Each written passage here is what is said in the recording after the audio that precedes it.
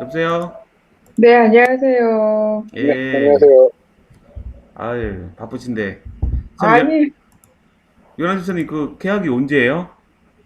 아, 다음 주. 다음 주구나. 뭐, 보시고, 좋은 시간 다 가셨네. 어떡한데. 일단, 우리 아까 영민 집사랑 먼저 시작을 했어요. 요한 주사님. 한 주간 음, 동안 어떻게 지내셨어요? 그냥, 되게 빨리 지나간 것 같아. 어디 여행 안 다니셨어요? 그냥 애들이랑 놀러, 어, 잠깐, 어디 뭐, 잠시만요. 불 좀 켜고 올게요. 예. 뭐 놀러 어디로 갔다 오셨어? 바닷가로? 바닷가도 가고, 라스베리팜도 가고, 오, 좋은 데 가셨네. 또 어디 갔지? 어디 가긴 많이 갔는데, 그러셨구나. 저는 그냥 집에서 방콕하고 있었어요. 예. 저도 그러고 싶은데, 애들 예. 때문에. 아이고, 불 켰습니다. 예.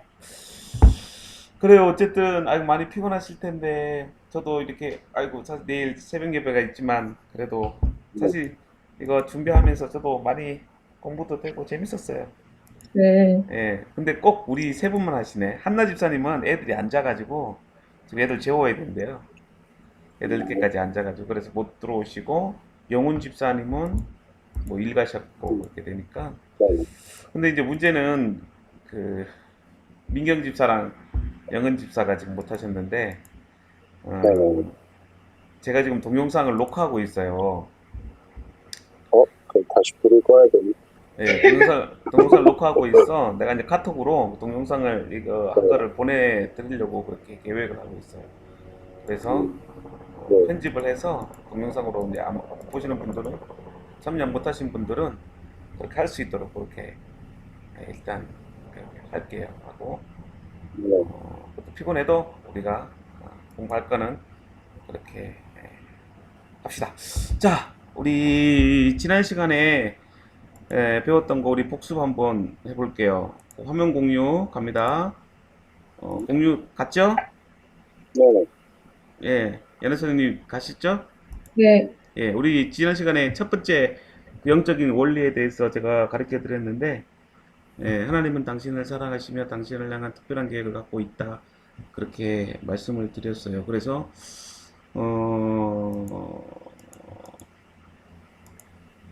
그, 요한복음 3장 16절 말씀을 가지고, 하나님이 세상을 이처럼 사랑하사 독생자를 주셨으니 이는 저를 믿는 자마다 멸망치 않고 영생을 얻게 하려 하심이라. 사실은 이 요한복음 3장 16절이 성경에 있어서 가장 중요한 말씀이기도 해요. 또 전도할 때 또 이 말씀을 가지고 전도하기도 하고 또 이 말씀이 성경에 또 우리를 향한 하나님의 사랑을 가장 잘 표현한 말씀이기도 하거든요. 그래서 하나님께서 사랑하는 독생자까지라도 우리를 위해서 주셨는데 그 목적이 바로 영생을 얻게 하기 위해서다라고 제가 말씀드렸죠. 그래서 영생에 대한 그 의미 거기에 대해서 제가 말씀을 드렸죠. 단순히 우리가 영생을 그냥 천국 가는 것으로만 생각해서는 안 된다. 영생은 요한복음 17장 3절에 나와 있는 것처럼 예수 그리스도를 아는 것이다라고 했어요. 그래서 우리가 사실은 믿음 생활이라는 것은 하나님을 알아가는 과정이에요. 그래서 진정한 영생은 하나님과의 끊어졌던 이 관계를 회복시켜 나가는 것. 그래서 제가 신앙은 우리가 그 하나님과의 관계 속에서 이루어지는 것이다라고 제가 그렇게 말씀을 드렸잖아요. 그래서 요한복음 10장 10절에도 내가 온 것은 양으로 생명을 얻게 하라. 예수 그리스도께서 이 땅에 오신 것은 결국엔 우리에게 생명을 주시기 위한 것이죠. 그러니까 이 생명은 그냥 단순히 그냥 영원히 사는 그것뿐만이 아니라 죄로 인해서 끊어졌던 하나님과 나와의 관계를 회복하는 것. 그것을 우리 기독교에서는 생명이라고 해요. 그러니까 영적으로 우리가 하나님과의 관계 속에서 생명을 얻어야 되는데 생명을 얻어가는 게 그게 바로 사실은 우리가 말하는 구원이에요. 네, 그러니까 그 생명을 우리에게 주시는 것은 오직 예수 그리스도를 통해서만 가능하다. 예, 그걸 여러분들이 기억하시면 됩니다. 아시겠죠? 네, 예. 혹시 제가 말씀하다가 중간에 끊어지거나 안 들리면 즉각 연락 주세요. 네. 왜냐면 제가 이거 파워포인트 보내면 이 인터넷이 끊어지는지 안 끊어지는지 확인이 안 되더라고요. 지난번에 그래서 제가 한 5분 동안 저 혼자만 말씀을 드렸잖아요. 네, 그러니까 대답도 네. 잘 해주시고요. 네. 그래서 제가 숙제 지난주에 내줬는데, 네, 우리가 풍성함을 얻기 위해서, 그죠? 그런데 왜 많은 사람들이 이 풍성한 삶을 살지 못하고 있을까요? 예, 제가 거기에 대해서 숙제를 내드렸는데 어떻게 숙제 생각해 보셨어요? 예, 왜 사람들이 풍성한 삶을 살지 못할까요? 에너지 선님, 네. 예, 왜 사람들이 풍성한 삶을 살지 못할까요? 예, 그러니까 인격적보다 물질적인 풍요를 더 누리니, 예, 누리, 그렇죠. 제가 그래서 기원할까? 예, 예. 그 그럼, 풍성이라고 하는 그 의미를 우리가 일단은 깨달아야 돼요, 그죠? 그 풍성이 뭐예요, 여기서? 단순히 그냥 돈 많고 그냥 남들보다 잘 사는 거, 예, 그걸 말할까요? 네. 아니요. 제가 그때 인격적인 풍성이라고 말씀드렸던 것 같은데, 네. 예, 우리 기독교에서 말하는 풍성이라는 것은 단순한 그런 재물과 건강, 뭐 이런 복 받는 이런 것들이 풍성하다라고 제가 말씀드린 게 아니라, 하나님과의 관계 속에서 우리의 인격, 우리의 삶, 예, 그런 하나님의 은혜, 예, 그것을 우리는 풍성이라고 그렇게 말합니다. 그래서 성경에서 말하는 이 복은 단순히 동양에서 말하고 있는 어떤 복과 부의 개념, 뭐 넉넉함 이런 걸 말하는 건 아니에요. 예. 그렇게 생각하면 우리는 다 불행한 사람이죠. 왜냐하면 가진 것도 없고, 뭐 남들보다 뭐 뛰어난 것도 아니잖아요. 그런데 성경에서 말하는 이 복은 통한다라는 거예요. 통한다. 그러니까 하나님과 나와 이런 관계가 교제가 이루어지고 있는 이것을 성경에서는 복이라고 그렇게 에, 말하고 있잖아요. 그래서 우리가 전도할 때 뭐라고 표현하죠? 예수 믿고 복 받으세요 그렇게 표현하잖아요. 그러면 예수 믿고 돈 잘 버세요 이 말이 아니에요. 예수 믿고 복 받으세요 이 말은 부자가 되라는 말이 아니고 하나님과의 이런 교제, 그런 자녀가 될 수 있도록 예수 믿으라고 그렇게 우리가 지금 말을 하고 있어요. 그래서 목사님들이 복에 대해서 얘기하는 것은 단순히 그냥 세상에서 말하는 복이 아니라 영적인 복. 영적인 복이라는 것은 내가 하나님과 함께 아름다운 이 관계를 만들어 간다는 것. 예, 그것을 여러분들이 이해하고 그런 복을 소유할 수 있어야 됩니다. 그러니까 자, 그러면 잠깐 보세요. 여기에 보면 지금 파워포인트 아직 안 나갔죠? 네. 예. 자, 자, 자, 됐죠? 예, 왜 풍성한 삶을 살지 못하고 있을까요? 그 이유. 그러면 영민 집사님은 어떻게 생각하고 계세요? 왜 사람들이 풍성한 삶? 근데 이게 풍성한 삶을 살지 못하는 게 그게 그러니까 예수님을 믿고 그러니까 교회 다니면서 네, 구원의 확신이 있는 사람들 안에서 한정된 질문인가요? 아니면 전체를 전체, 놓고 전체. 사람들 많은 전체를 사람들이라는 건 신앙인과 비신앙인 그러면 모두 다. 그러면 저거 아닐까? 그렇죠. 그러니까 일단은 하나님과의 영적 관계를 그 회복을 하기 위해서 그 예수님을 보내주셔서 십자가에 박혀 죽으시고 이렇게 그러니까 그거를 믿는 자들이 이렇게 구원을 받고 관계가 회복되게 되는 그런 과정이거든요. 근데 만약에 네, 예.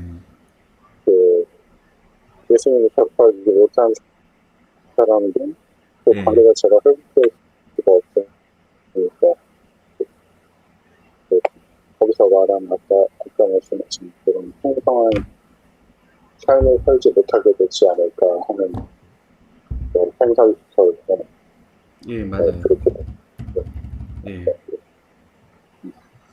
그래요. 많은 사람들이 풍성한 삶을 살지 못하는 가장 궁극적인 이유는, 예, 사실 죄 때문에 그래요. 목소리가 어, 이게 예. 그래요. 그래요. 우리가 그 다음 거로 한번 넘어가 볼게요. 자, 제 이 원리로 한번 넘어가 봅시다. 자, 이 원리가 뭐라고요? 사람은 죄에 빠져 하나님으로부터 떠나져 있습니다. 그래서 하나님의 사람과 각 죄를 계획을 경험할 수 없습니다. 딱 결론적으로 딱 얘기를 하면, 죄 때문에, 사실은 죄 때문에 하나님의 풍성함을 우리가 살지 못하고 있습니다. 그래서 우리가 신앙생활의 첫 출발은 내가 죄인인 것을 인식하는 거예요. 내가 죄인인 것을 인식하게 되면, 내가 누구인가를 알게 되면 우리는 하나님을 볼 수 있어요. 하나님을 경험할 수도 있어요. 문제는 내가 누구인가를 모르기 때문에 우리가 하나님을 경험하지 못한다는 것이죠. 그래서 음, 영적 세계에서 사실은 하나님께서 어, 아담과 하와를 창조하실 때 인간의 죄가 없었어요. 왜냐하면 하나님은 완전하게 인간을 창조하셨지만, 그러나 그 인간이 아담이 하나님 앞에 불순종함으로 인해서 결국에는 죄가 인간들에게 오게 되었고, 그리고 그 죄는 모든 사람들에게 이제는 전가가 되기 시작했어요. 그것을 성경에서는 뭐라고 표현하냐면 원죄라고 그렇게 표현을 합니다. 그러니까 우리 옛날에 이런 그런 논쟁이 있었죠. 닭이 먼저냐? 목사님, 예. 목소리가 되게 막 떨어져서 그래. 안 들려요? 찡찡하면서 목소리가 좀 늘어져서 들려요. 늘어졌어요? 지금은요? 네, 수영은 괜찮은 것 같아요. 예. 네,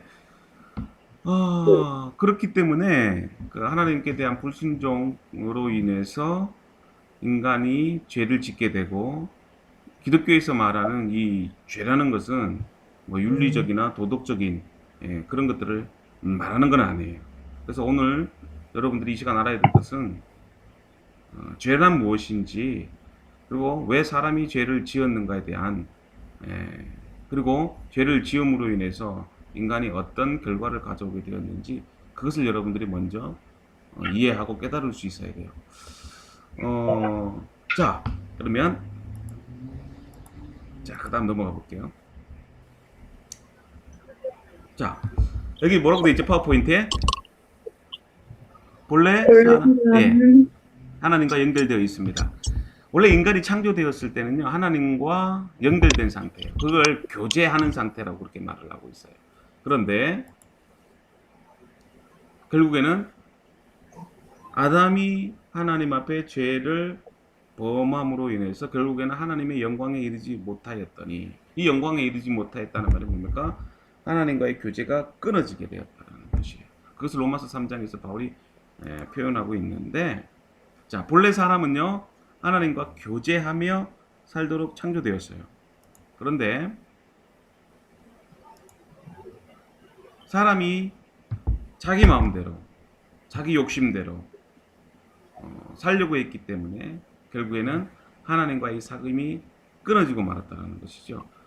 하나님께서 이 선악과를 따먹지 말라고 하셨는데, 아담이 하와가 사단의 유혹에 빠져서 하나님처럼 되고자 하는 마음, 교만한 마음으로 하나님 말씀에 불순종하게 되었죠. 결국에는 그것으로 인해서 인간이 범죄하게 되고, 범죄함으로 인해서 결국에는 하나님과의 관계가 끊어지고 말았다는 거죠. 거기에서부터 죄가 시작이 되었어요. 그렇기 때문에 죄를 지은 인간은 하나님을 만날 수도 없고 경험할 수도 없고 체험할 수도 없지요. 사실은 신앙이라는 게 그거잖아요. 영적인 문제잖아요. 근데 그 영적인 문제는 문제가 해결되지 않고서는 영적인 문제를 해결할 수가 없어요. 자, 그래서 자, 사람은 하나님께 반항하거나 무관심하게 되는데, 이것이 성경에서 말하는 죄의 증거라는 것이죠. 그러니까 우리가 마음속에 하나님을 믿지 않는 것, 그리고 하나님의 뜻에 반항하는 것, 그리고 우리가 신앙에 대해서 무관심하게 갖게 되는 것, 이것이 바로 죄로 인한 나타나는 그 열매들이에요. 예. 예를 들면 뭐 우리가 주일 성수하는 문제, 그리고 두 번째는 뭐죠? 또 우리가 하나님 없이도 살 수 있다고 하는 자신감, 또 여러 가지 이런 많은 문제들이 있잖아요. 그게 죄로부터 나타나게 되는 그런 여러 가지 증거들이라는 것을 성경에서 말하고 있죠. 지사님 잘 들리시죠? 네. 네. 연하 지사님 너무 잘 들리시네. 네. 자, 그래서 모든 사람은요 죄에 빠져 있다. 이것을 우리가 먼저 믿어야 돼요. 사실은 내가 죄 안 지었는데 왜 내가 죄에 빠져 있을까 이런 의문점도 가지는데, 내가 왜 죄인인가? 자꾸 우리는 이 죄에 대한 문제를 도덕적이고 윤리적인 관점에서 이해하는 경향들이 아주 강해요. 그러나 기독교에서 말하는 죄, 하나님이 말씀하시는 죄는 그런 거 아닙니다. 도덕적인 윤리적인 죄는 누구나 다 지어요. 그러나 기독교에서 말하는 죄, 하나님이 말씀하시는 죄는 아까도 얘기했던 것처럼 하나님 말씀에 불순종하는 거, 또 하나님의 살아계심을 믿지 못하는 거, 그러한 이 영적인 문제, 거기에서 나오는 죄들이죠. 그래서 인간으로 아무리 우리가 양심적으로 착하게 살았다고 하더라도 그건 하나님 앞에서 아무런 소용이 없어요. 하나님 앞에서 내올 수 있는 것은 뭐 도덕과 윤리는 아니에요. 하나님 말씀하시는 죄는 그게 말하는 게 아니고, 인간이 하나님 말씀에 불순종함으로써 하나님과 나와 이렇게 원수가 되는 거, 이런 죄들을 말하는 겁니다. 아까도 얘기했던 것이 하나님께 불순종하거나 하나님에 대해서 무관심하거나 예수 그리스도를 믿지 않는 이 모든 것들을 성경에서는 다 죄라고 그렇게 말합니다. 그래서 성경에서의 죄는요 하나님과의 단절을 의미하는 거죠. 그래서 제가 제일 맨 처음에 하나님과의 이 관계가 대단히 중요하다라고 그렇게 말씀을 드렸어요. 마찬가지예요. 죄는요 하나님과의 관계가 끊어지는 것. 그래서 일반적으로 그 영어로 말할 때 범죄를 어떻게 표현하죠? 범죄. 연하 집사님, 네. 범죄를 영어로 어떻게 표현해요? 문제요? 범죄. 범죄? crime이라고 하네요. crime. 라고. crime이라고 하죠. 그러니까 쉬운 단어도 생각해. 그러면 영민 집사님, 영민 집사님 끊어졌나? 목사님, 예. 목소리가 잘 안 들려요. 연하 집사님 잘 들리는데? 연하 집사님 잘 들리죠? 저는 여보세요? 목사님은 잘 들리고 그러게. 집사님 소리가 잘 안 들려요. 아, 그래요. 그러면 그 목소리요? 영민 집사님은 잘 들리세요? 지금은 괜찮은데 예. 계속 그래요. 네. 일반적으로 죄를 네. 그러면 일단 제가 강의를 할게요. 일반적으로 네네. 죄를 말할 때는 crime이라고 말해요. 근데 성경에서 말하는 이 죄는요, 여러분들이 영어 성경을 찾아보면 sin이라고 돼 있어요. S-I-N. 근본적으로 다르다라는 거예요. 그렇기 때문에 죄라는 것은요, 인간이 하나님으로부터 분리되는 것을 말하는 거예요. 그래서 아담의 범죄, 하나님 앞에 불순종한 것은 결국에는 하나님과의 관계가 끊어지는 것을 말하는 것이죠. 여러분들 창세기 2장과 3장에 보면 아담이 하와와 함께 하나님 앞에 죄를 지은 후 한 행동이 있어요. 뭔 줄 알아요? 연하 지사님. 연하 지사님. 네. 아담인과 하와가 죄를 지은 후에 제일 먼저 한 행동이 뭔 줄 알아요? 자신의 그 자신의 모습이, 어떻게 설명하겠는데, 이게, 예. 자신의 죄를 덮으려고 하는 그런 그쵸. 거? 맞아요. 벌거벗었잖아요. 그래서 수치를 느껴서 두려워서, 그죠? 나무 밑에 숨어버립니다. 이게 뭡니까? 죄로 인해서 느끼는 수치와 두려움이에요. 죄를 안 지을 때는 인간이 벌거벗었지만 부끄러워함을 몰랐어요. 그런데 인간이 죄를 짓고 나니까 눈이 밝아지고 자기가 벗었음을 알게 되고 벗었음을 알게 되니까 이제 수치심을 느끼는 거죠. 수치심을 느끼니까 이제는 하나님 말씀에 불순종했다고 하는 두려움이 나오는 거예요. 그러니까 두려움이 생기면 어디로 갑니까? 숨어버리는 거예요. 이게 사실은 이 죄의 결과예요.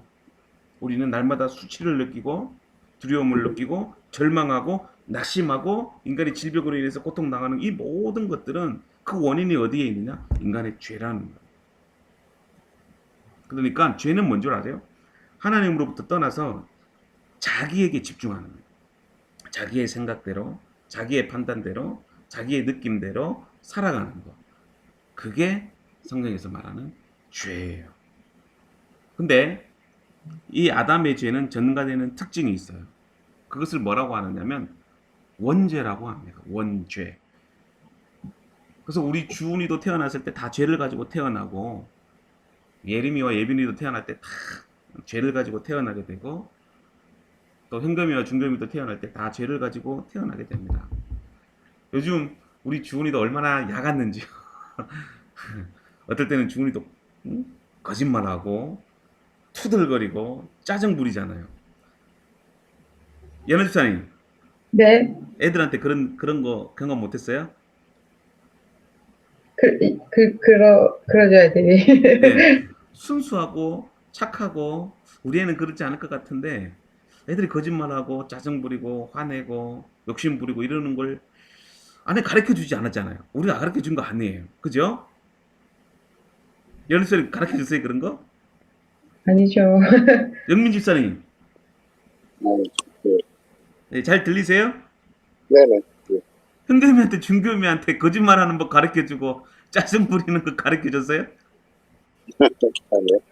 아닌데 아이들이 스스로 배워요. 그게 뭐냐면 인간의 마음속에 죄가 있기 때문에 그래요. 죄의 습성은요, 스스로 배워요. 네, 하는 걸 보고 배우는 거예요. 뉴스를 보면 가출한 아이들의 특징을 보면 부모로부터 사랑을 받지 못했다고 하는 그런 특징들이 있어요. 보통 이렇게 흉악한 이 범죄자들의 그 심리, 범죄 심리학 쪽으로 들어가 보면은요, 거의 사랑이 이렇게 부족한 가정 환경이 좋지 못한 가정에서는요, 반항아가 나오고 사회적인 범죄자들이 많이 나옵니다. 그게 뭐냐면 사실은 부모가 가르쳐 준 건 아니지만 부모들이 하는 그 모습들과 또 여러 가지 또 죄에 대한 이런 내적인 유혹들이 그 사람을 타락하게 만드는 거예요. 근데 이 죄라는 거는요, 우리가 배우지 않아도 인간의 내면 속에 자연스럽게 이렇게 자라는 그런 습성이 있어요. 그래서 범죄를 모방하게 되고 범죄를 따라하게 되고, 그렇게 함으로써 인간이 결국에는 죄로 인해서 타락해져 버려요. 이게 바로 아담이 지은 죄에 대한 전가예요. 전가. 이것을 신학적으로 뭐라고 하느냐면 원죄라고 합니다. 원죄. 사실은 아담이 죄를 지었지만 내가 지은 죄가 아님에도 불구하고 아담으로 인해서 결국에는 모든 사람이 죄를 짓게 되는 거예요. 이것이 기독교에서 말하는 죄의 특징이에요. 그래서 인간은 태어날 때부터 죄를 가지고 태어납니다. 어떤 사람은 뭐 빵긋빵긋 웃는 깐난하게 무슨 죄가 있겠냐 그렇게 말하지만 다 죄를 가지고 태어납니다.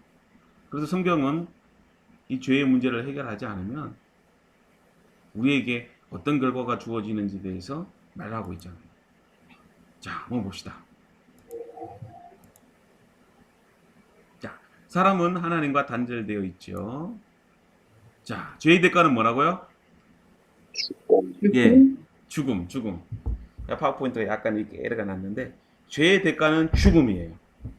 그거는 하나님께서 아담에게 하신 말씀이고, 모든 인간은 영원토록 살아갈 수 있는 인간이 아무도 없어요.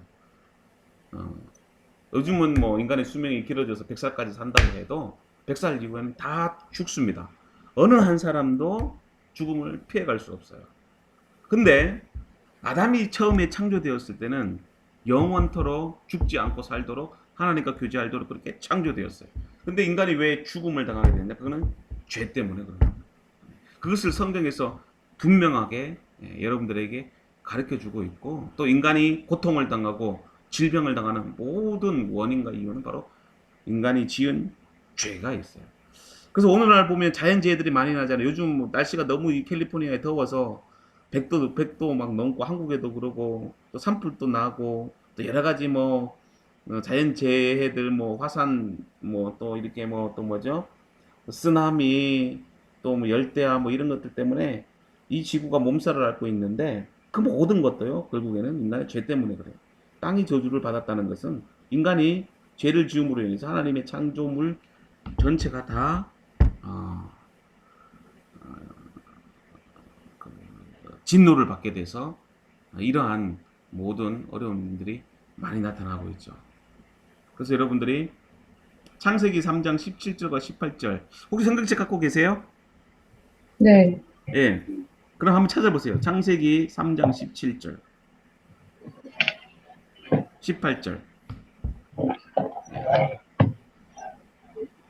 죄의 결과가 어떤 건지 우리가 한번 봅시다.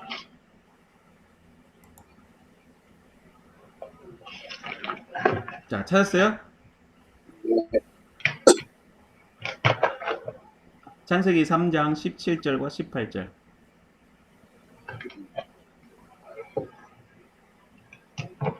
아담에게 이르시되. 예. 자, 연한사님도 한번 읽어보세요.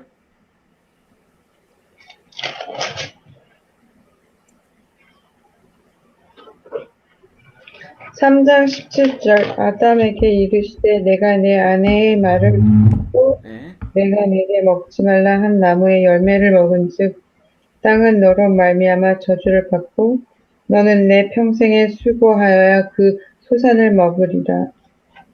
예. 땅이 내게 가시덤불과 엉겅퀴를 낼 것이라. 보십시오. 원래 땅은요, 가시덤불과 엉겅퀴를 내도록 하나님 그렇게 창조하지 않으셨어요. 근데 땅이 저주를 받은 것도 결국에는 누구 때문에요? 아담의 죄 때문에 그러죠. 자, 그러면 히브리서 9장 27절 한번 찾아보세요. 히브리서 9장 27절.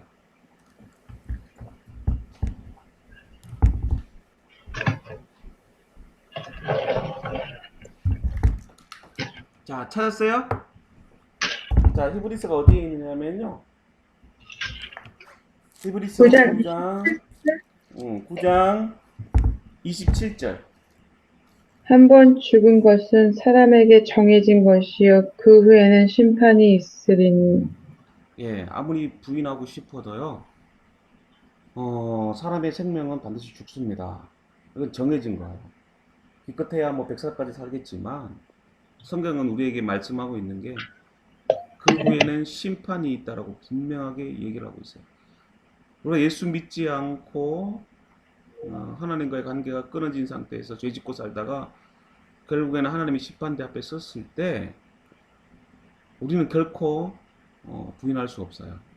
반드시 우리는 하나님 앞에 심판을 받게 되고 그 죄의 결과로 인해서 우리는 영원한 사망에 처하게 됩니다. 그것을 성경이 우리에게 알려주고 있어요. 이것은 믿음으로 되는 것이지, 믿음으로 믿게 되는 것이지, 내 마음속에 사람이란 죽으면 모든 것이 끝난다, 천국과 지옥은 없다 이렇게 생각하시는. 여보세요? 집사님이 끊어져 버렸구나. 안 보이시는. 집사님 나가셨어요? 네, 그러신 것 같아요. 들어올 거예요. 그러니까 연한 집사님이 아까 말씀 읽었던 것처럼 사람에게 정한 대로 하나님의 징계를 받아서 우리는 다 죽게 되고 그 뒤에는 심판이 있어요.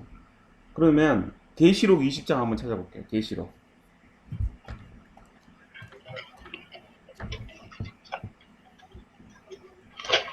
자, 맨 끝에, 성경 맨 끝에 있죠? 연하쌤 찾아보세요. 연하쌤 잘 들린다. 예, 저도 목사님 말씀 잘 들려요. 예. 20장 13절과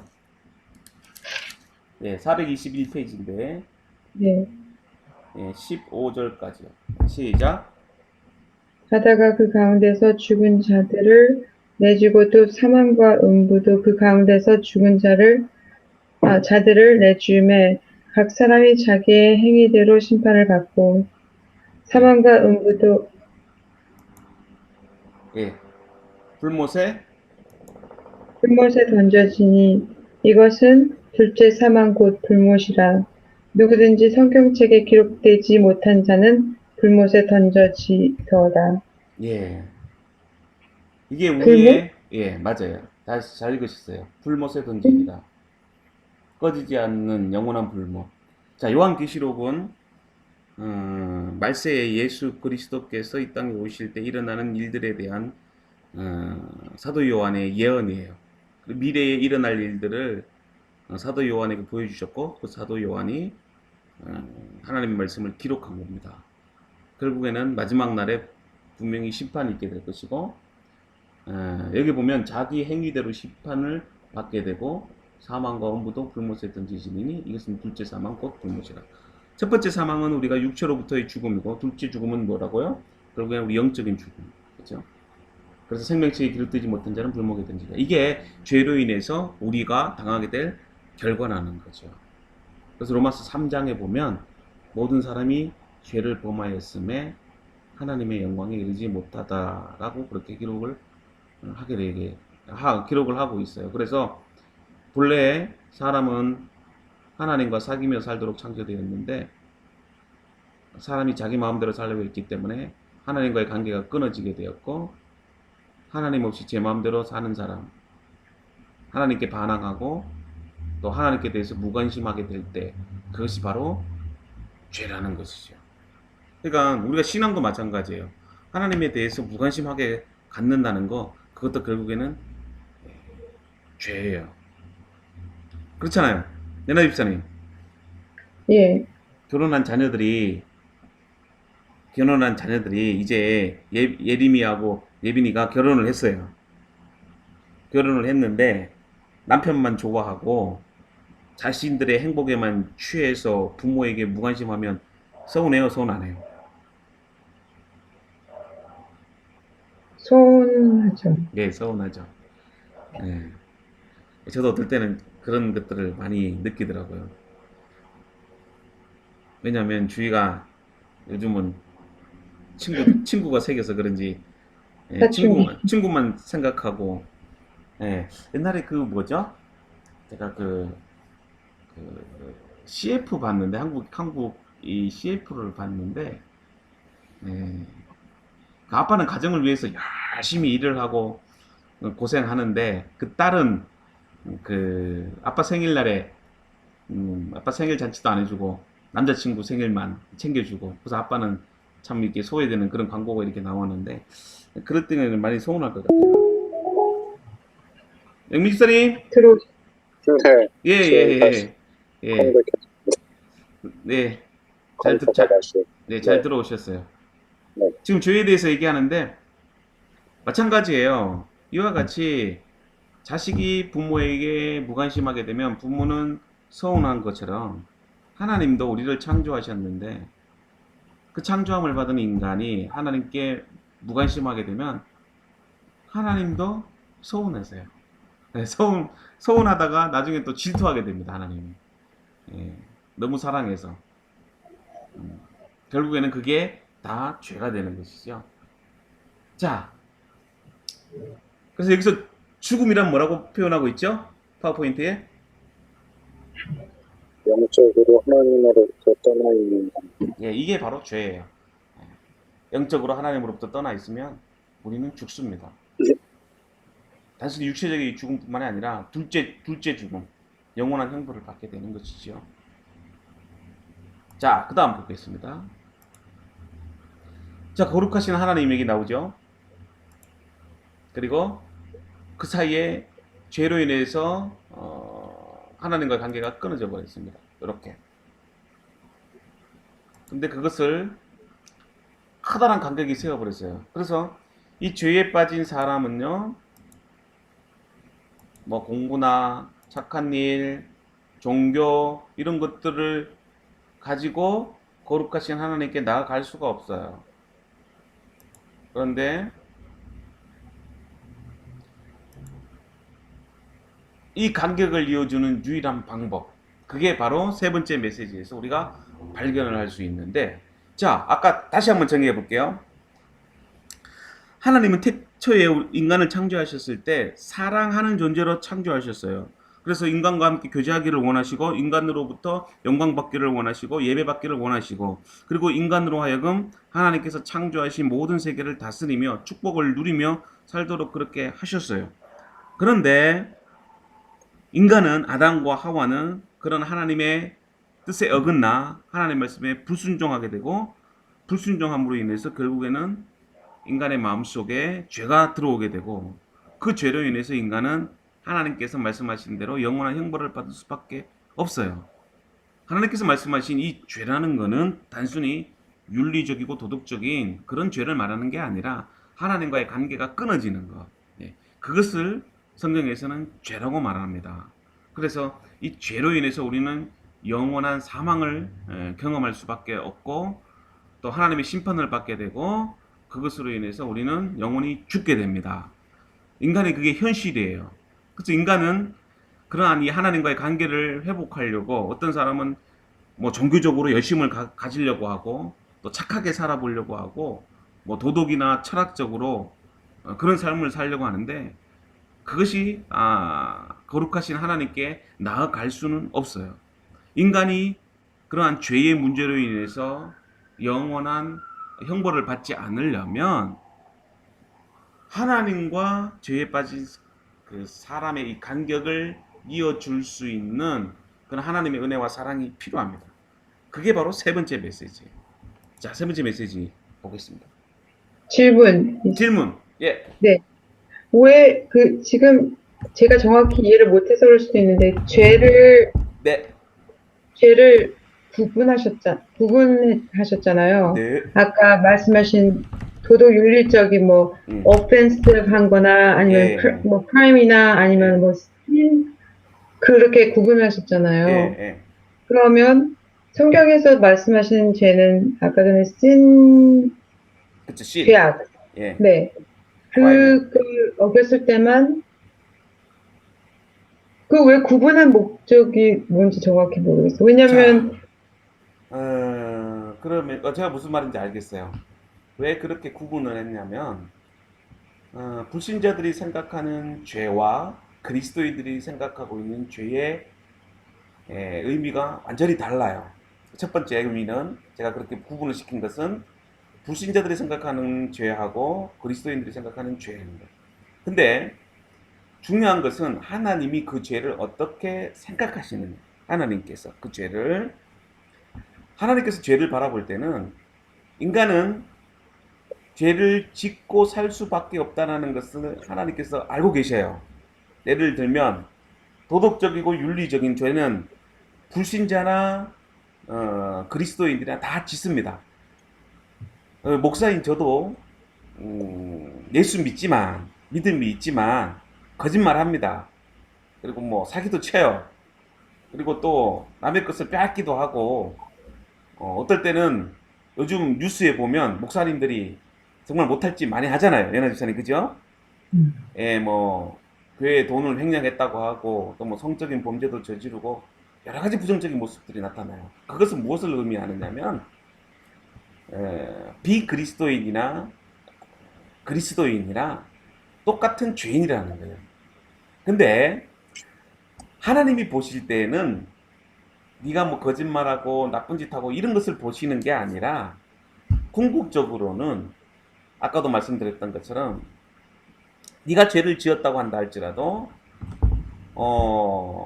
그 죄를 우리가 해결하기 위해서 정말 하나님과의 이 끊어진 관계를 회복하고자 하는 그러한 내 마음에 하나님의 그 사랑 안에 거하려고 하는 그런 마음들, 예를 들면 내가 죄를 지을 때 죄책감을 느끼거나, 또 내가 늘 하나님과 교제하려고 하나님 앞에 회개하거나, 또 내가 하나님 앞에 죄인인 것을 스스로 고백하고 십자가 앞에 나아갈 때 하나님께서 그것을 보시고 우리에게 은혜를 베푸신다고 합니다.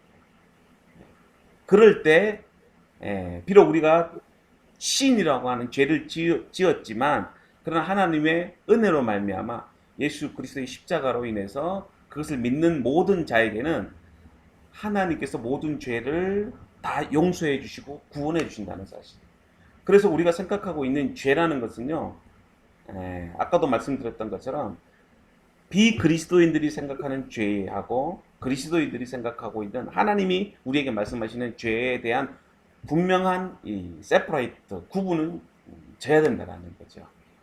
만약에 우리가 그리스도인들도 세상 사람들이 생각하는 그런 범죄 이런 것들 때문에 우리가 징벌 받는다 그렇게 생각하는 것이 아니라 그리스도인은 똑같은 우리도 죄를 지을 수 있어요. 그러나 우리 그리스도인들에게는 하나님의 은혜가 있어요.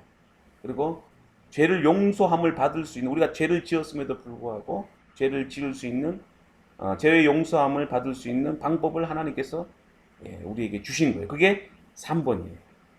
어떻게 이런 선 이해 좀 가세요? 예, 네. 그래서 모든 인간들은 그리스도인들이나 비그리스도인이나 원래는 다 죽습니다. 그런데 그리스도인들에게는 사람의 죄를 해결할 수 있는 하나님의 방법을 주셨어요. 그게 바로 예수 그리스도예요. 그래서 예수 그리스도께서 이 땅에 오심으로 우리의 죄를 위해서 십자가에 죽으셨어요. 그래서 그 사실을 믿는 자는 하나님의 은혜가 우리에게 나타나게 되고 그 은혜로 말미암아 우리가 죄에서 자유함을 얻게 되는 거예요. 그 전에는 우리가 죄의 종으로 살았지만 결국에는 예수 그리스도의 십자가의 피로 인해서 우리가 모든 죄를 용서함을 받게 된 거예요. 그 사실을 믿기만 하면 하나님께서 우리에게 너는 죄가 없다라고 내가 너를 인정해 주겠다라고 그렇게 말씀하셨어요. 그 모든 말씀들이 다 성경에 기록이 되어 있어요. 하나님께서 성경에 기록된 말씀이 있기 때문에 우리가 죄에서 용서함을 받는다는 사실을 알 수 있는 거죠. 그래서 3번에 보면 우리가 예수 그리스도를 통해서 죄를 해결할 수 있는 하나님의 방법 그것을 알 수가 있게 됩니다.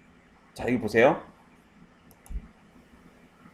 자, 우리의 죄를 해결하기 위한 하나님의 방법 그것은 뭐냐면 예수 그리스도를 십자가에서 죽게 하신 거예요. 자, 로마서 5장 8절에 보면 우리가 아직 죄인 되었을 때에 그리스도께서 우리를 위해서 죽으심으로 하나님께서 우리에 대한 사랑을 나타내셨습니다. 자, 하나님의 방법이 인간의 이 죄를 해결할 수 있는 하나님의 방법 그것이 무엇이었냐면 예수 그리스도를 십자가에 죽게 하심으로 우리를 죄에서 구원하신 거예요. 이것은 하나님의 방법이에요. 왜 하나님께서 예수 그리스도를 십자가에 죽게 하셨습니까? 그것은 인간이 뭐라고 할 수는 없는 거죠. 왜냐하면 하나님께서 죄를 구원하기 위한 하나님의 방법을 정하셔서 예수 그리스도 십자가에 죽게 하셨어요. 그것은 하나님이 우리에게 향하신 은혜예요. 이제 예수 그리스도께서 나를 위해서 십자가에 죽으셨다는 사실을 믿어야 할 책임은 누구에게 있어요? 나에게 있다는 거예요. 예수 그리스도께서 십자가를 위해서 죽으신 것은 모든 인류를 위해서 죽으신 거예요. 그리스도인이나 비그리스도인이나. 그런데 그리스도인은 그것을 믿어요. 믿기 때문에 우리는 구원받아요. 근데 비그리스도인들은 그것을 믿지 못해요.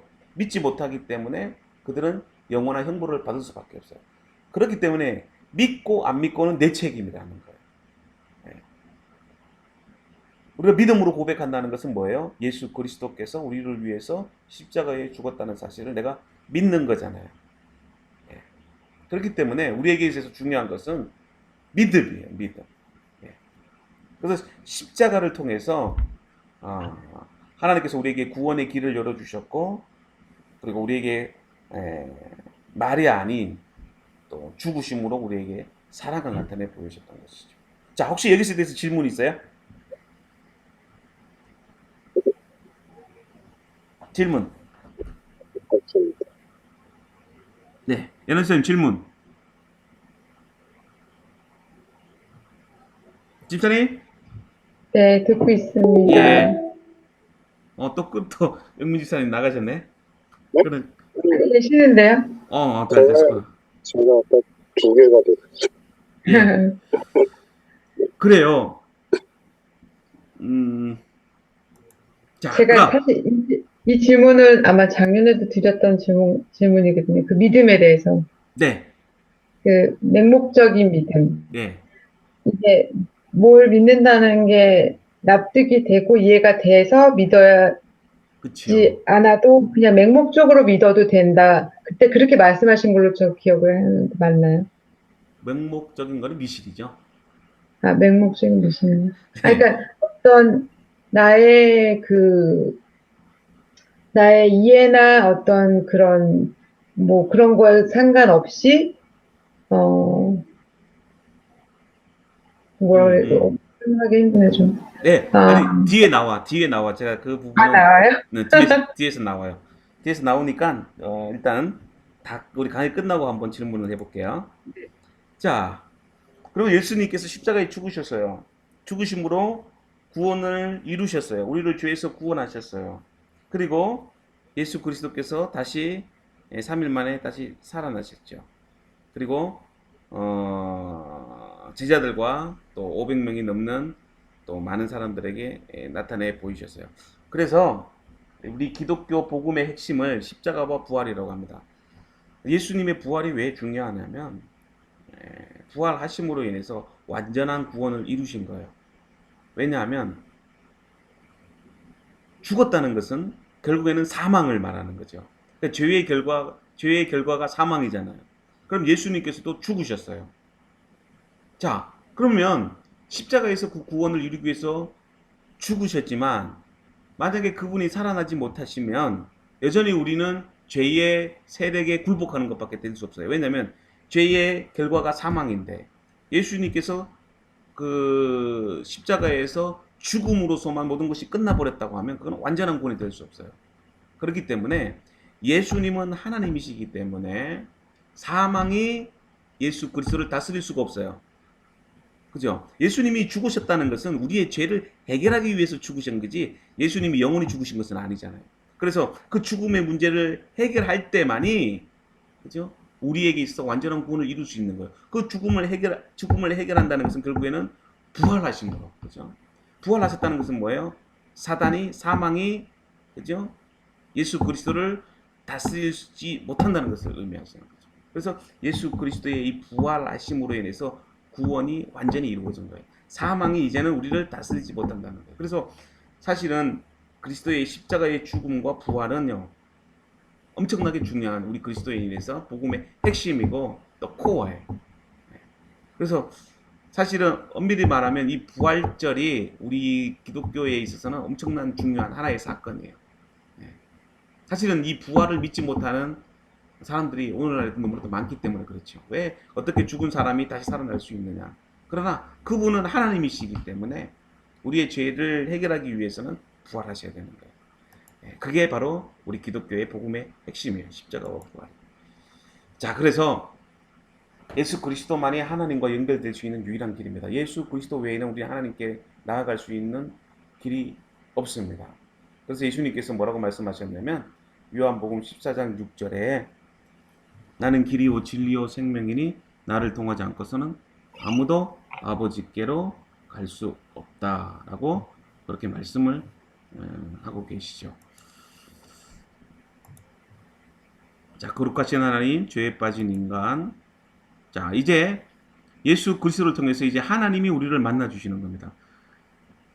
예수 그리스도께서 십자가에 달려 죽기 전에는 인간이 하나님께로 가려고 했지만 그러나 이제는 예수 그리스도를 통해서 거룩하신 하나님이 우리를 만나 주십니다. 그것을 누가 가능하게 했느냐면 바로 예수 그리스도의 십자가라는 거예요.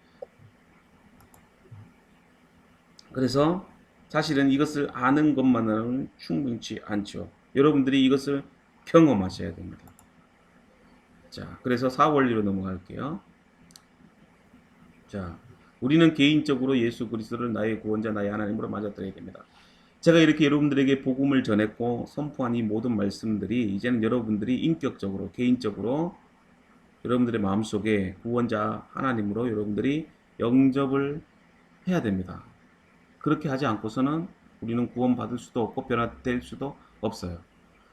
제가 이때까지 1부터 3까지 여러분들에게 알려드린 이 사실은요, 불신자들도 다 알아요.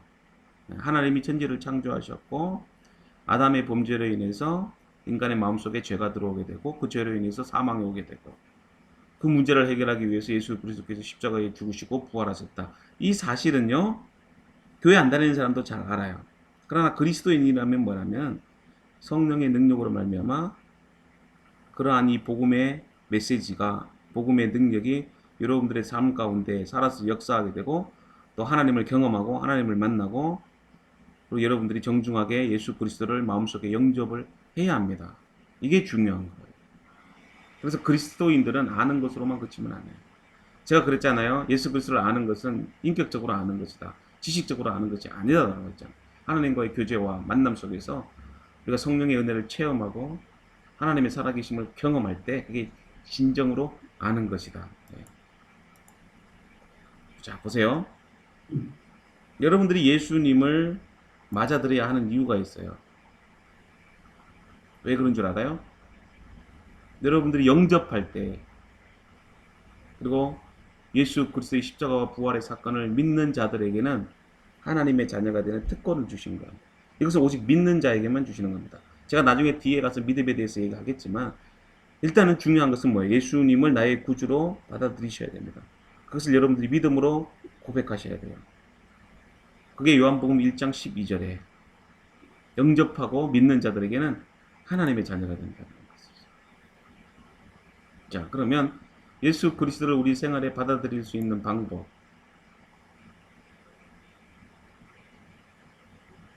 자, 이거 중요한 거니까 한번 읽어봅시다. 자, 시작. 하나님의 은혜로 여러분은 그리스도를 믿어 구원을 받았습니다. 그것은 여러분의 힘으로 된 것이 아니라 하나님의 선물입니다. 예, 보세요. 우리의 선행으로 된 것이 아니므로 아무도 자랑할 수 없습니다. 내가 하나님의 자녀가 된 것, 그리고 내가 예수 그리스도를 믿게 된 것, 이 모든 것은요, 하나님 은혜의 선물이에요. 내가 죄에서 구원함을 받는 과정에 있어서는 내가 할 수 있는 것은 아무것도 없어요. 오직 하나님의 은혜예요. 예수 그리스도께서 십자가에 죽으셨다는 것은 나의 의지와 상관없어요. 예수님께서 나의 죄를 위해서 십자가에 피를 흘려 죽으셨다는 사실을 우리가 믿음으로 말미암아 구원받는 것이지, 여러분들이 착한 일 많이 하고 선한 일 많이 한다고 해서 우리가 하나님의 자녀가 된 것은 결코 아니라는 것을 말하고 있는 거죠. 그래서 인간을 구원하는 데 있어서는요, 모든 것들은 다 하나님께서 하신 겁니다. 그것을 우리에게 선물로 주신 거죠. 그래서 내 힘으로, 내 능력으로 구원함을 얻은 것은 아니라는 것을. 그래서 우리는 예수 그리스도를 믿는 믿음으로 구원을 얻게 됩니다. 자,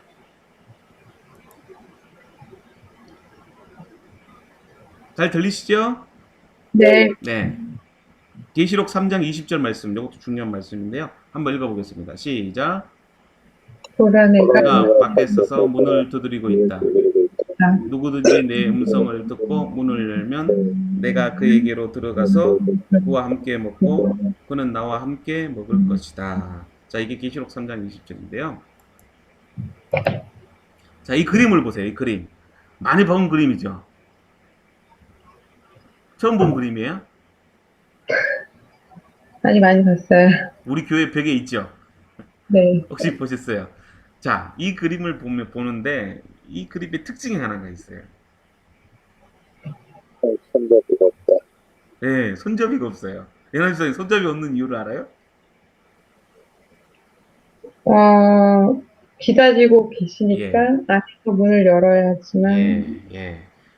안에서만 문을 열 때 이 문이 열릴 수가 있어요.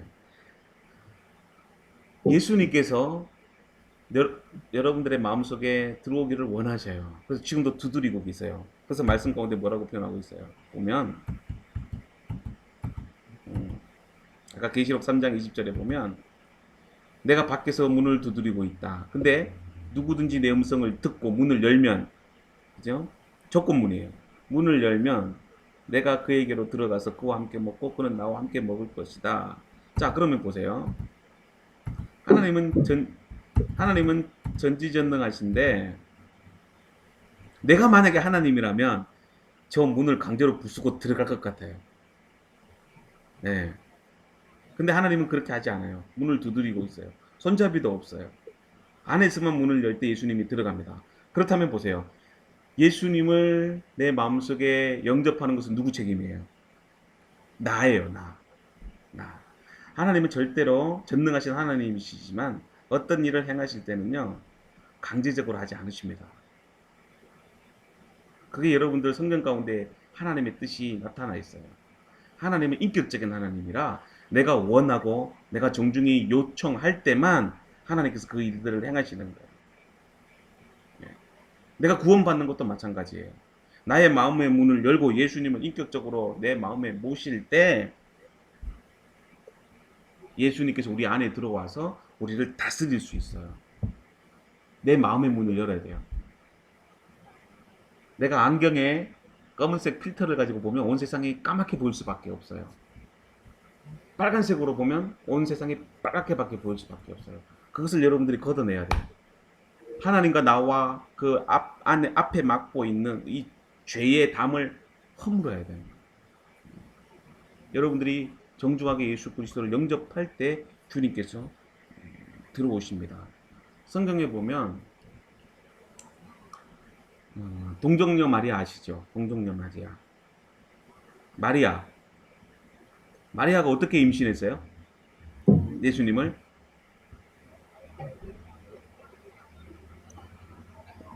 영민 집사님, 네.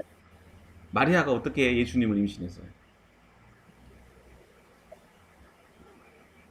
말씀으로? 그렇죠. 말씀으로, 성령의 능력으로, 말씀으로. 잘 보세요. 그 상황을 보세요. 아기를 가진다는 것은요, 부부가 잠자리를 같이 할 때, 아기를 갖게 됩니다. 근데 마리아는 결혼하지 않는 처녀였어요. 근데 가브리엘 천사가 와서 성령으로 말미암아 내가 잉태될 것이라고 그렇게 말씀을 하셔요. 근데 만약에 마리아가 그러한 이 천사의 하나님의 말씀에 순종하지 않았다면 마리아는 예수 그리스도의 어머니가 될 수 없었을 거예요. 자, 이 말이 무엇을 의미하느냐? 하나님은 전지전능하고 능력이 많으시지만요, 사람을 다루실 때, 내가 마음의 문을 열고 어떤 일들을 행하실 때는요, 하나님은요, 정중하게 내 마음의 문을 열 때까지 하나님이 기다리세요. 마리아도 마찬가지예요. 마리아가 인격적으로 그 하나님 말씀에 순종하고 그 마음의 문을 열 때 성령의 능력으로 말미암아 잉태를 한 것이지, 뭐 예를 들면 뭐 강제적으로, 그죠? 누구랑 결혼시켜서 그렇게 임신해서 예수님을 탄생하도록 그렇게 하지 않으셨다는. 하나님께서도 마찬가지예요. 어떨 때는 신앙적인 문제에 있어서도 마찬가지입니다. 네. 왜 수많은 사람들이 다 지옥에 가는데 하나님께서 내버려 두시느냐? 어떤 사람은 고통당하고 어떤 사람은 절망당하는데 왜 여보세요? 저는 잘 어. 들리고, 저기, 예, 일단 여러사님 들으세요. 네, 왜 하나님께서 아무것도 못 하시느냐? 그걸 알아야 돼요. 전 세계에 전쟁으로 인해서 수많은 사람들이 죽어가고 있고요. 질병으로 인해서 만약에 죽어가고 있고 자연재해로 인해서 죽어가는데 왜 전능하신 하나님은 아무 일도 못 하시느냐? 사람들이 그렇게 말을 하고 있잖아요. 근데 하나님은요, 어떤 일들을 행하실 때는요, 내가 정중히 하나님 앞에 요청하고 원하고 정말 예수님께서 내 마음에 오셔서 나를 변화시켜 주시고 이 모든 문제를 해결해 주십시오. 하나님 앞에 나아가서 무릎 꿇고 고백하지 않는다면요, 하나님은 일을 안 하시는 분이에요. 여기서 모든 문제가 나타납니다. 왜 인간이 고통을 당하고 아픔을 당하는지, 사람들이 고통과 절망 가운데 있으면서도 하나님을 찾지 않아요. 배고파 죽으면서도요, 하나님 앞에 나아가려고 하지를 않아요. 문제는 거기에서 나오는 거예요. 하나님은 그들을 도와주고 싶으세요. 그들을 사랑과 은혜로 보살펴주고 싶어요. 그런데 하나님의 원리가 있어요. 정말 내가 정중하게 원하고, 하나님 내 배고파 죽겠어요. 내가 정말 이 질병으로 고통당하고 힘들어 죽겠어요. 하나님 나를 도와주세요. 그러면 하나님께서 도와주세요. 근데 사람들이 절망과 고통과 아픔 가운데 있으면서도 하나님을 찾지 않아요. 그게 죄예요. 죄가 하나님으로부터 나오는 은혜를 거부하게 합니다. 중요한 것은요, 인격적으로 정중하게 예수님을 영접해야 돼요. 그럴 때 예수님이 내 안에 들어오시면요, 하나님의 은혜가 보이기 시작해요. 하나님의 뜻이 무엇인지 알게 돼요. 하나님께서 나를 향한 사랑을 알게 되는 거예요. 지금도 연하 집사님의 마음을 두드리고 계시고 영민 집사님의 마음을 두드리고 계세요. 그럴 때 여러분들이 정중하게 예수 그리스도를 모셔야 돼요. 아시겠죠? 네. 저도 옛날에 그랬어요. 과거에는 내가 주인인 사람을 살았어요. 하나님 없이도 살 수 있다고 하는 그것만. 어떤 시련과 환난과 역경이 닥치면 일단은 덮어놓고 하나님 원망만 했어요. 근데 자, 내가 하나님의 사랑을 경험할 때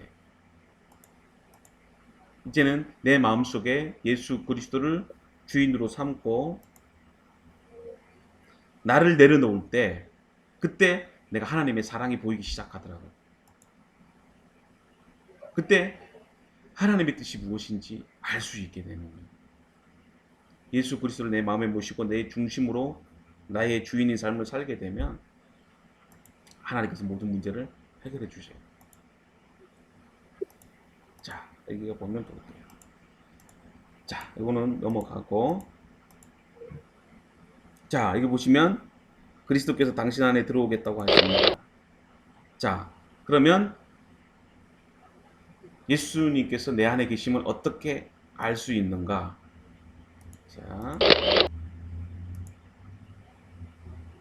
자, 요한일서 5장 11절과 13절 한번 읽어볼게요. 자, 시작. 또 증거는 그는 이것이니 하나님이 우리에게 영생을 주신 것과 이 생명이 그의 아들 안에 있는 그것이니라. 아들이 있는 자에게는 생명이 있고 하나님의 아들이 없는 자에게는 생명이 없느니라. 내가 하나님의 아들의 이름을 믿는 너에게 이것을 쓴 것은 너희로 하여금 너희에게 영생이 있음을 알게 하느니라. 왜 하나님께서 우리에게 성경을 쓰느냐면요, 여러분들 지금 앞에 성경책이 있을 거예요. 왜 우리에게 성경책을 주셨냐면요, 영생이 예수 그리스도를 통해서 하나님의 사랑이 우리 안에 주어졌다는 사실을 우리에게 알려주시기 위함이에요. 이 성경이 없었다면 하나님이 우리를 어떻게 사랑하셨는지, 우리가 어떻게 죄에서 구원함을 받는지, 영생을 어떻게 얻는지 우리는 알 수 없어요.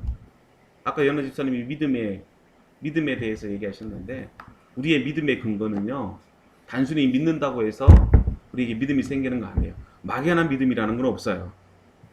믿음이라는 것은 하나님 말씀에 근거할 때, 우리가 이 성경책에 기록된 하나님의 뜻, 하나님의 계시, 하나님의 말씀들을 내가 이 말씀에 근거해서 믿을 때, 우리는요 영원한 생명을 얻게 된다는 거죠. 자, 보세요. 첫 번째, 감정에 의존해서는 안 돼요. 여러분들 신앙생활 할 때 감정, 내가 믿어볼까? 아니면 또 마음의 행복감이 느끼고 기쁨이 느끼니까 내가 하나님의 은혜를 받은 건가? 이렇게 생각하시면 안 되는 거예요. 감정으로 치우치게 되면 신비주의로 흘러가요. 열광주의로 흘러가요. 연하지사님 그런 거 보셨죠? 연하지사님 네. 막 미친 사람처럼 막 그렇게 신앙생활 하는 사람들 보셨잖아요. 막 기도할 때도 막 그죠? 네. 미치고 발광하는 사람 것처럼 그 감정에 의존하는 거예요. 믿음 생활은요 어떤 신비주의나 감정이 아니에요. 우리의 믿음 생활의 근거는 뭐냐?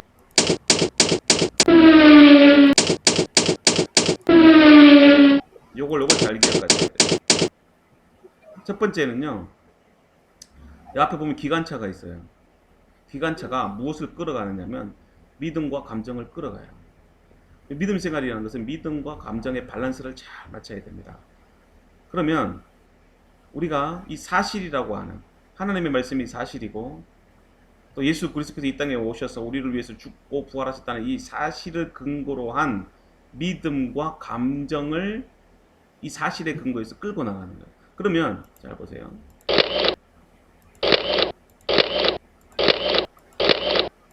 자, 이건 아까 제가 다 말씀드렸던 거고 아까 있는데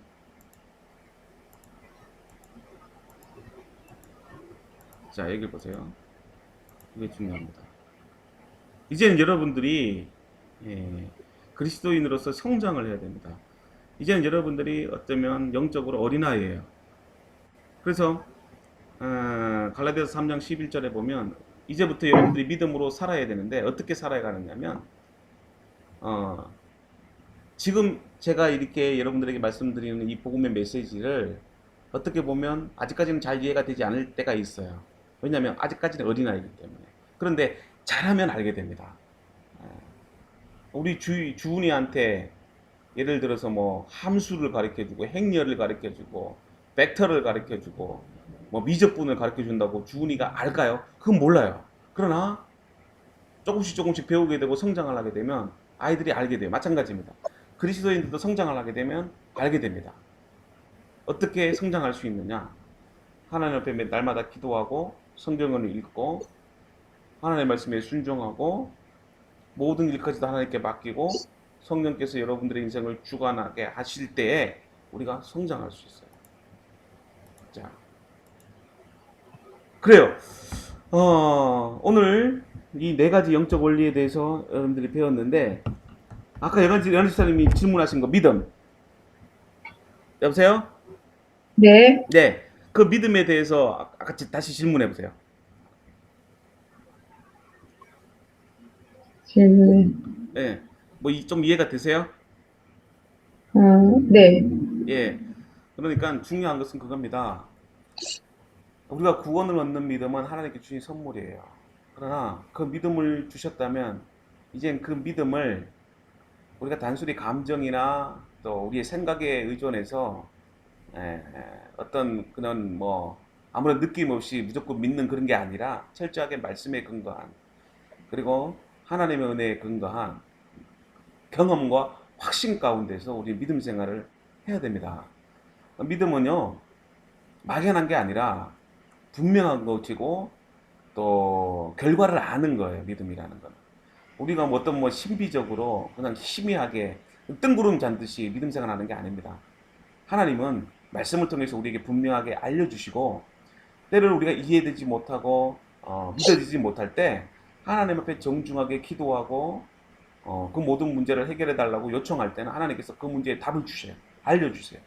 예. 그렇기 때문에 믿음은 확신한 것이고 확실하고 분명한 것이고 결과를 아는 것이고 그리고 그 믿음은 철저하게 우리가 말씀에 근거한 믿음이 되어져야 된다. 그래서 결국에는 나중에 이제 믿음을 통해서 우리가 하나님을 알아갈 수 있듯이 집사님도 이제 그러한 믿음의 영적 성숙을 이룰 수 있을 것이라고 저는 믿습니다. 자, 오늘 공부는 여기까지 할게요. 좀 시간이 많이 갔죠? 여보세요? 네. 예. 어때요? 뭐 또 다른 질문 있으세요? 그건 없고요. 만약에 혹시 기회 되시면은 저기 음.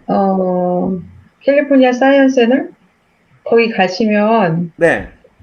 그 2000년 전에 성경 기록되어 있는 맞아. 4회4본. 가보셨어요? 아니, 저는 이스라엘에 가서 진짜로 봤어요. 정말요. 저 근데 얼마 전에 가서 봤는데, 잘 보셨어요. 네, 근데 저도 애들 데리고 가보려고 했는데 기회가 되면 네. 한번 가보려고 하는데 성경은요 오리지널은 없어요. 다 아, 사본만 남겨져 있는데 하고, 근데 그 사해 사본은 이스라엘의 그 사해 동굴에 거기서 발견된 게 2000년 전에 2000년 전이 아니라 1940 몇 년도에 발견이 됐는데 양치기가 양을 찾으러 갔다가 그 동굴에서 에, 그 성경 사본을 찾아낸 거예요. 그래서 기독교 역사에 있어서 아주 중요한 그 책이었죠. 그래서 그 사본은 지금 그 이스라엘에 있습니다. 근데 그 사본을 어디에다가 보관했냐면 핵폭탄이 떨어져도 안전한 그곳에 보관해 있어요. 그래서 사본의 원본은 안 보여져요. 이스라엘이. 사본의 사본만 보여져요. 그래서 근데 요번에 거기서 지금 어 나오는 그 거는. 강남에 하고 있다고. 예. 근데 실제로 그 사보는 사해에서 발견된 사보는 진짜 어떤 뭐 군사 시설 같은 핵폭탄이 떨어져도 안전한 곳에 있다라고 이렇게 제가 얘기를 들었거든요. 근데 그 아, 양피지에다가 썼어요. 옛날에는 종이가 없어서 그 양 가죽에다가 이렇게 펜으로 이렇게 딱 썼는데 히브리어로 이렇게 써 있죠. 그래서 그 여러분들이 그 이스라엘에 가다 보면 음, 마사다 혹시 아세요? 마사다? 네, 잘 예. 모르겠는데요. 그 이스라엘 백성들이 그 로마가 침입했을 때 마지막으로 최후의 항전을 했던 곳인데 그래서 3년 동안 버티다가 나중에 이제 한닥될 것 같으니까 이미 예루살렘 성전하고 온 유대가 다 박살이 난 상태예요. 로마에서. 그런데 그 900명의 사람들이 도피를 했는데 그 마사다라고 하는 요새에 도피를 했는데 거기 3년 동안 항전을 해요. 항전을 하다가 도저히 이제 버틸 수가 없으니까 이제 그 900명이 자살을 합니다. 자살을 했는데 그 옆에 이제 SNF라고 하는 그 이스라엘의 그 유대 경건주의자들이 있어요.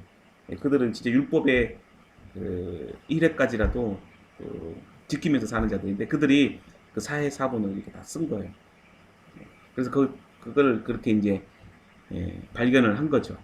네, 그렇게 해서 이제 그게 사회 사본이 지금 오늘날 성경을 기록하게 된 가장 중요한 이유가 되는 그 사본이에요. 성경 사본.